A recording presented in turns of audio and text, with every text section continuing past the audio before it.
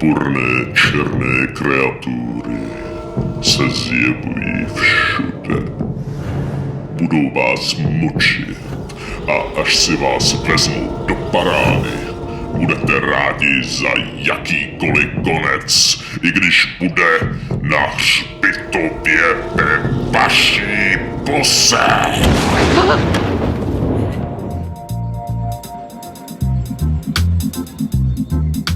Když chcete mít krásné zuby, musíte si je čistit.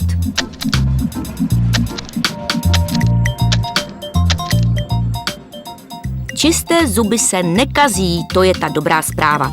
Špatná zpráva je, že po každém jídle se vytvoří na zubech povlak. Tvoří ho bakterie, které narušují sklovinu.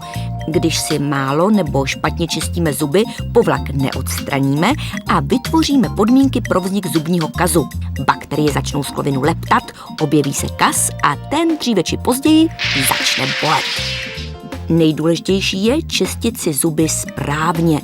Pravidelně odstraňovat ten povlak, tu špínu. Má to i příznivé vedlejší účinky, jako že vám nepáchne z úst a taky nebudete mít zánět dásní a podobně. Čistěte si zuby každý den aspoň 2krát. Především večer je to naprosto nezbytné, protože v noci mají bakterie ideální podmínky.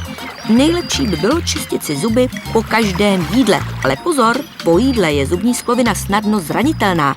Zvlášť po sladkém nebo kyselém si vždy vypláchněte ústa vodou a počkejte s čištěním aspoň 20 minut. A když si zrovna nemůžete po jídle vyčistit zuby, vemte si aspoň žvíkačku, samozřejmě bez cukru.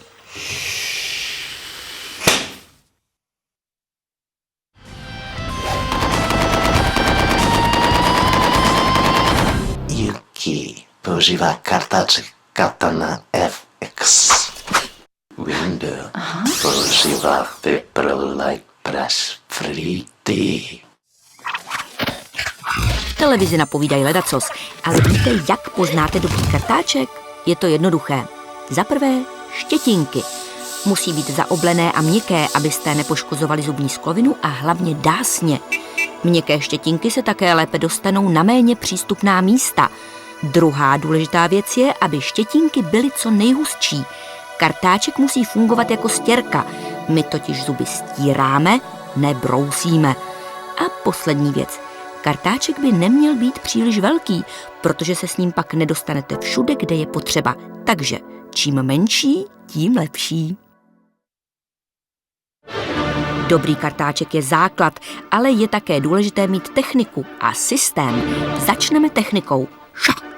Vodorovné plošky zubů se čistí jednoduše, na tom nic není. Důležité je, jak čistíte svislé plošky. Jestli je čistíte takhle, neděláte dobře. Za prvé, takhle nikdy nevyčistíte plak mezi zuby. Za druhé, odhalujete krčky zubů. Po pár desetiletích si takhle zbrousíte zuby do klínu a budete vypadat jako žralok. Svislé plošky zubů čistíme vždy tak, že stíráme plak od dásně k vrcholu zubu. Na kartáček přitom zbytečně netlačíme. Nejdřív trochu zavibrujeme u dásně a pak stíráme k vrcholu zubu. Tak, nejdřív zavrtíme a potom stíráme. Od jazyka zuby čistíme úplně stejně.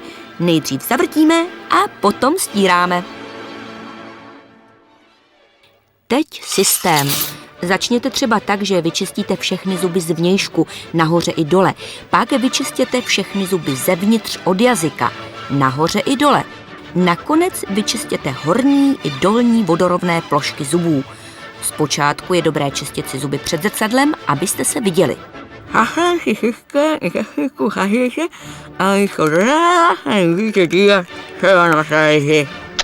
A jak dlouho si čistit zuby?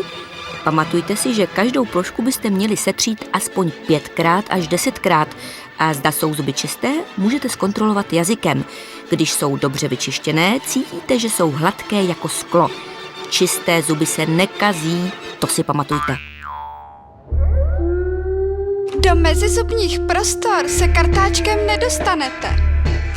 Bakterie tam temno provádějí svoje rejdy. Ty vole, mám chuť si trochu zastřílet. Pojede.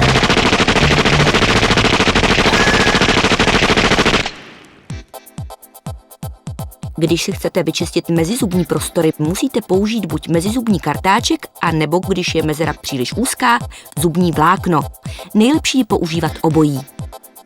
Mezizubní kartáček zasuneme mezi zuby udásně a čistíme mírným předozadním pohybem. Se zubní nití nebo vláknem se asi nejlépe pracuje takto. Uděláte si zhruba 30 cm smyčku na 2 uzly a tu propnete 3 prsty obou rukou. S použitím palců čistíte horní zuby. Ukazováčky čistíte dolní zuby. Zubní nit nasadíte pilovitým pohybem přes bod kontaktu zubů. Pak je nasměrujete kolem jednoho zubu, jemně zavedete až pod papilku a 2x až 3x potáhnete tam a zpátky. To samé zopakujete s druhým zubem. A je to. Slyšíte to? Ticho. Setřeli jste je. Pro tentokrát. A když budete takhle pokračovat, nečeká vás asi nic jiného než obyčejný happy